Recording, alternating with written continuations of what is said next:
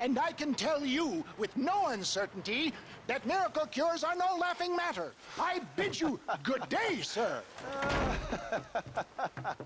Oh, Mr. Marston, good to see you. How have you been keeping? I'm well, Mr.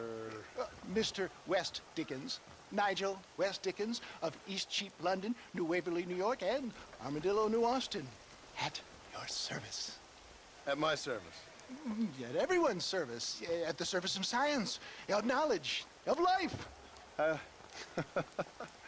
are your wounds? Much, much better. But then they would be.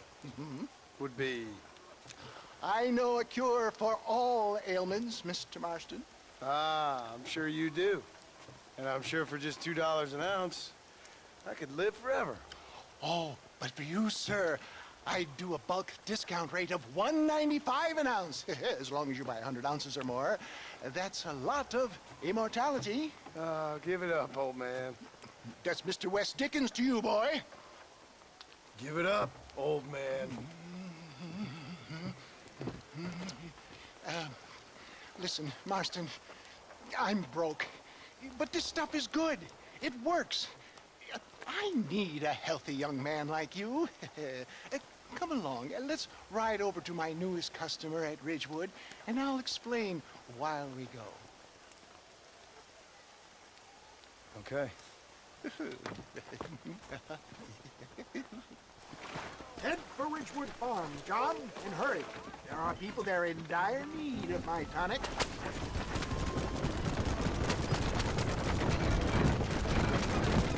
Get back on the road! We'll have nothing left by the time we get to Ridgewood.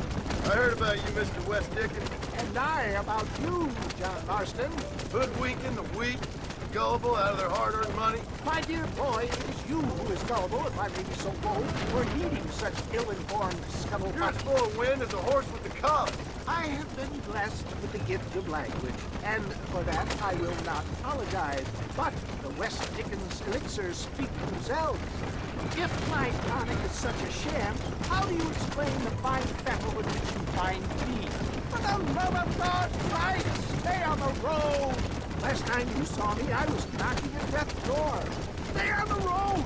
You're going to destroy the merchandise! You should thank the doctor for that.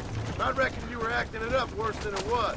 Act I can, John. A more convincing Othello there has never been. And so shall you, the fair Iago or Cassio make. I don't like the sound of this. Showmanship, John. The flourish, the bow. We are operating in a competitive marketplace. Our product must stand out. And how does this involve me? We're going to use your God-given talents to our advantage. I'm really starting to I'll regret drop this. you off at the outskirts of Ridgewood. That way, it won't look like we came together. Once I'm set up, saunter nonchalantly into the crowd that is sure to be forming. Eventually, I will call you up to try my tonic. After extolling the virtues, best you alight here, dear boy, so no one sees us arriving together. I'll see you there. Be ready to enchant the crowd.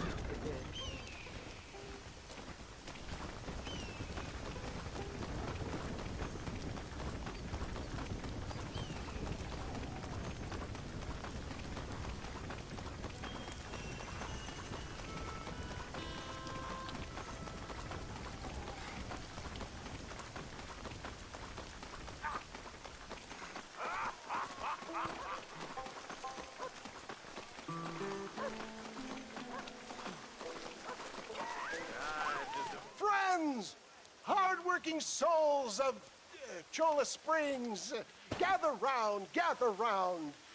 Do you suffer from rheumatism, lumbago, acute chronic sciatic, neurologic or inflammatory pain? Well, I represent the only company that makes the genuine article that cures headaches, neuralgia, earache, toothaches, backache, swelling, sprains, sore chests, swelling of the throats, contracted cords and muscles, anxieties and ravaged nerves, stiff joints, wrenches, dislocations, cuts and bruises, and it adds vitality and vigor to the healthy man. But can you prove it, old man? Oh, I'm sure there's some customer here who could prove the qualities of it by taking a drink right now. You, sir, come up here. Step right up.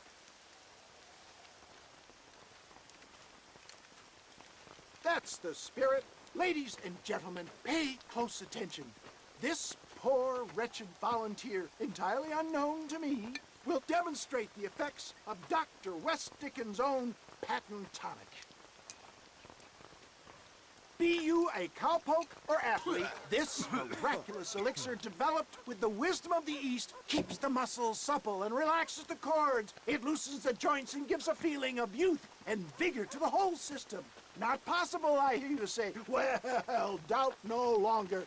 Faith can move mountains, but I ask not for faith. I am a man of science, and today science will be vindicated.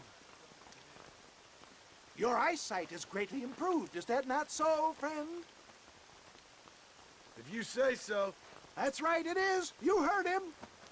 What a good sport you are, sir. Now, gaze over yonder at that porch. If you squint, you may just be able to make out the skull that's hanging there. Go ahead, friend. Shoot that skull and demonstrate the miraculous eyesight you now possess.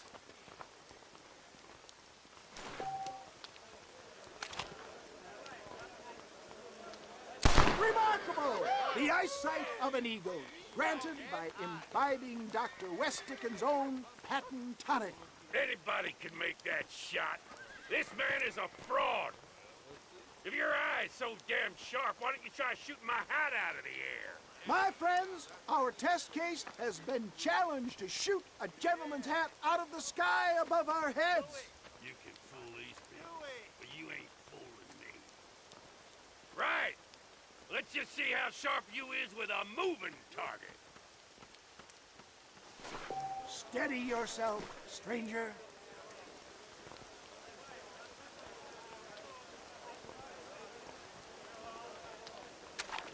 See?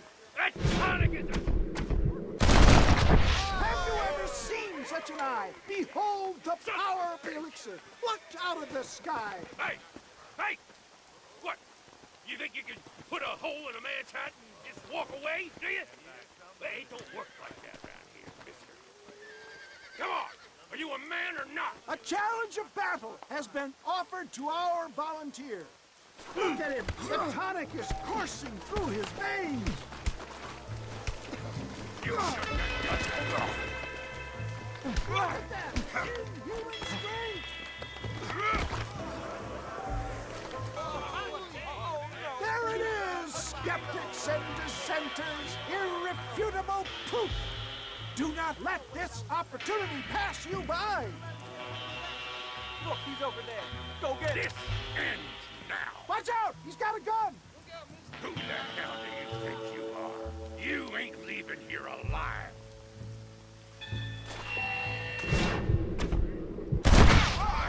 Marvelous shot, dear boy. The kind of deadly accuracy that can only be afforded by the West Dickens elixir. Come, I have plenty for all. Fine. Get out of my way. Hey, where are you going? I want a bottle. Yeah, you need a bottle, please. One of them, right here. No harm in trying one bottle, I suppose.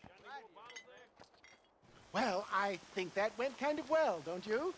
I'm just glad that my normal job involves either chasing after cattle or murderers. Not the likes of you, mister. Don't be like that. Now, if you'll excuse me, I'd like to say my goodbyes, head on back to the real world. Wait, sir. I've been thinking about your predicament, and I think I may have an idea. I've been thinking I could be your cunning Odysseus.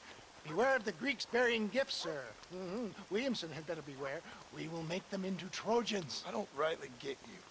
I want you to go and see my old friend Seth. He can come across as a little curious, but I'm sure you two will get on. He's most often found at Coots Chapel. He's very devout. Why see him?